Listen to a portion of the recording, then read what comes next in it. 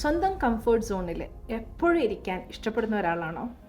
എങ്ങനെയാണ് ഈ കംഫർട്ട് സോണിൽ നിന്ന് പുറത്തു വരേണ്ടത്, എങ്ങനെയാണ് എനിക്ക് പുതിയ പുതിയ കാര്യങ്ങളിലേക്ക് എത്താൻ പറ്റേണ്ടത് എന്ന് മനസ്സിലാവാതെ കൺഫ്യൂസ്ഡ് ആണോ? കൺഫ്യൂസ് ആവണ്ട കേട്ടോ. നമുക്ക് ചെറിയ ചെറിയ സ്റ്റെപ്സിലൂടെ കൃത്യമായിട്ട് അത് ഫോളോ ചെയ്ത് കഴിഞ്ഞാൽ നമുക്ക് എത്താവുന്നതേ ഉള്ളൂ. ആദ്യം തന്നെ നമ്മൾ മനസ്സിലാക്കേണ്ടത് ഞാൻ കംഫർട്ട് സോണിലാണോ എന്നുള്ളതാണ്. കംഫർട്ട് സോണിലാണ് എങ്കിൽ സെറ്റ് ദ ഗോൾ. ചെറിയ ചെറിയ ഗോൾസ് സെറ്റ് ചെയ്യുക, അതിന് ചെറിയ ചെറിയ ആക്ഷൻസിലൂടെ അവിടെ എത്താൻ വേണ്ടിയിട്ടുള്ള ശ്രമം നടത്തുക. ആ ചെറിയ ശ്രമങ്ങൾ ചെയ്യുന്ന സമയത്തുണ്ടാകുന്ന ബുദ്ധിമുട്ടുകളെ അക്സെപ്റ്റ് ചെയ്യുക. യെസ്, ഞാനൊരു ശ്രമത്തിലാണ്, അപ്പോൾ അതിൻ്റെ വീഴ്ച ഉണ്ടാവും, അതിൻ്റെ ഫിയർ വരും, അതിൻ്റെ ഡിസ്കംഫോർട്ട് എനിക്കുണ്ടാവും. ഇറ്റ്സ് ഓക്കെ, ഞാനതിനെ നേരിട്ടാൽ മാത്രമേ ഈ കംഫർട്ട് സോണിൽ നിന്ന് എനിക്ക് പുറത്തു വരാൻ പറ്റൂ എന്നുള്ളത് സ്വയം ഒന്ന് തീരുമാനിക്കുക. അതിന് ചാലഞ്ച് ഏറ്റെടുക്കുക.